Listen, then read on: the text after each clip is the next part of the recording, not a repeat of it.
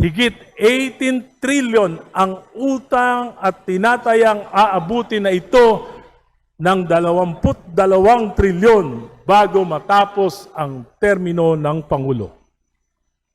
Ang Administrasyong Marcos ngayon ang may pinakamalaking pag-utang sa kasaysayan ng ating bansa. Kung mataliman ang aking mga pahayag, ay dahil lubha ng malalim ang sugat na dinaranas ng sambayanan.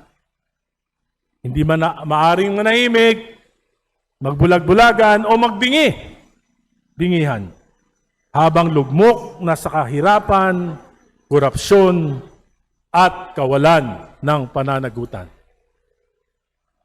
Kaya ngayong hapon, Mr. Speaker, Madam Speaker, I rise before you to reveal the true state of the nation, batay sa aking pananaw at sa mga pananaw ng maraming mamamayan, mga ordinaryong mamamayan na nakakausap ko sa araw-araw.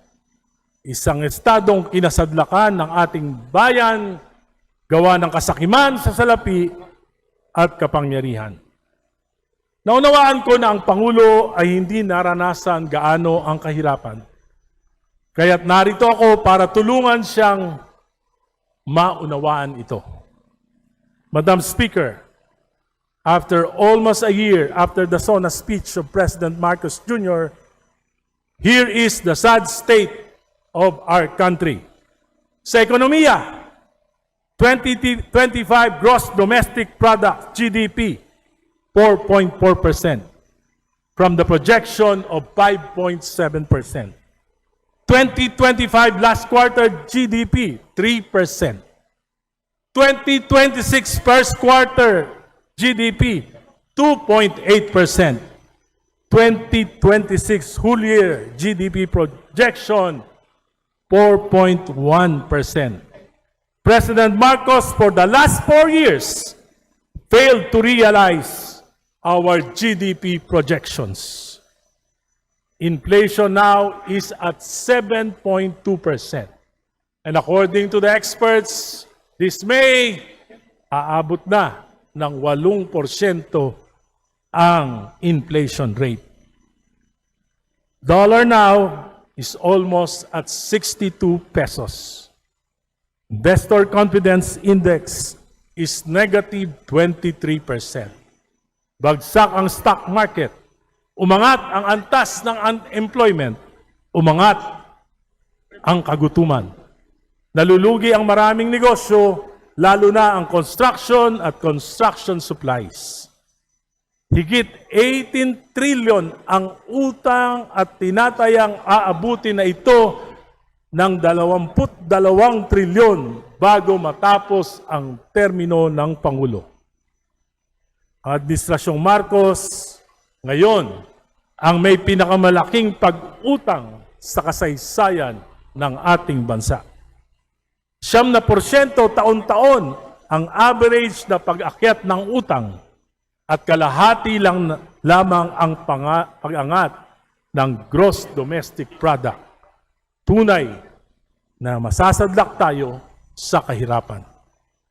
From a rising economic tiger in 2016, during the time of President Aquino, now we are back to being the sick man of Asia. Naiwanan na tayo ng ating mga kalapit na bansa.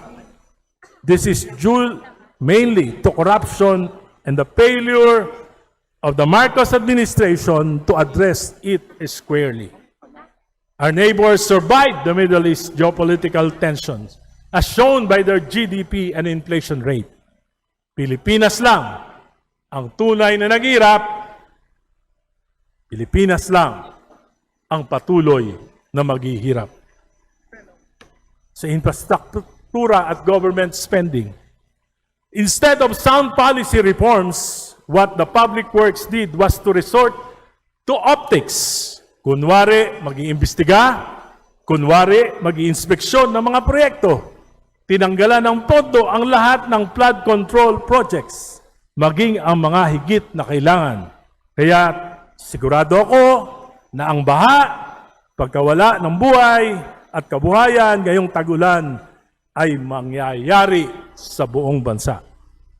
Pinababa ang material cost ng mga proyekto ng napakababa at hindi makatotohanan. Kaya 5 buwan na, wala pa ring procurement. Bagsak ang public spending, lugi ang matitinong kontraktor, lugi ang mga supplier, walang trabaho ang maliliit na construction workers. Sa edukasyon hanggang ngayon, wala pa ni isang classroom ang naitatayo. 180,000 classrooms ang backlog ng ating pampublikong paaralan.